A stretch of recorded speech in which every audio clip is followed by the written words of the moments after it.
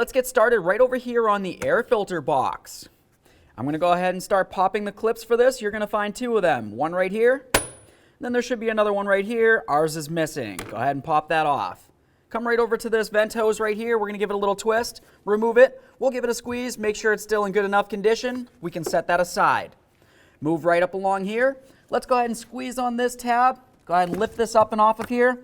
Every time you remove an electrical connector, you want to inspect it. If you see any funny colors, it's corrosion and it needs to be dealt with. This looks fine, so I'll set it aside.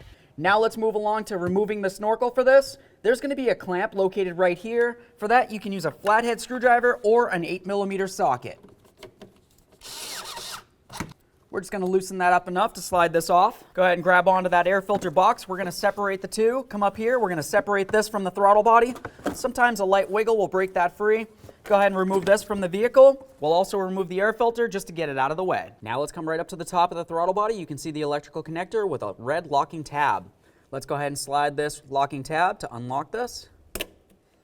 Once it's unlocked, go ahead and squeeze. We'll pop this off of here. Inspect it, of course. Set it aside. Now we're going to move down along this area to this bracket. This is going to be holding the throttle body on here.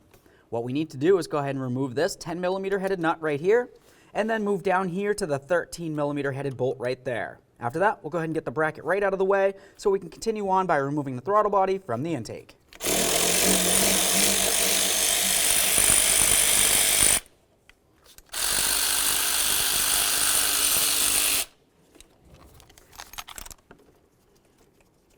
You're going to find that you have 4 mounting bolts for this. One up on the top left, over here, over there, right there. Basically all 4 corners. Let's use a 10mm to remove all of them.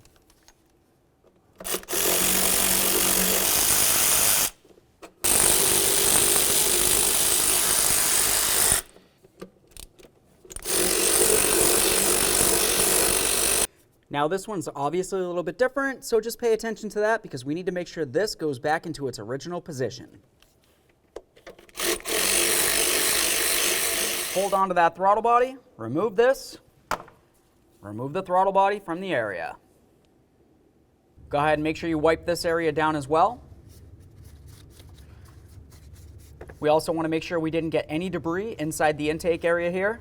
Let's go ahead and get our seal reinserted. If you were to look inside the groove area, you can see that there are some areas that are supposed to hold the gasket in. Just going to start pressing it in, bringing it all the way around. Let's go ahead and get this into position. Now at this point, we're going to go ahead and start in all 4 of our mounting bolts. I'm going to start with the studded one down along the bottom here. Once we have all 4 of them started, we're going to snug these up in a crisscross manner and then torque each of them to 50 inch-pounds.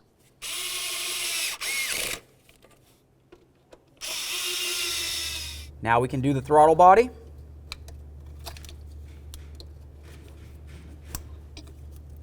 So now at this point, we can go ahead and put this breather hose bracket on. It slides right onto the stud down here, and then it should line up that bolt hole down there.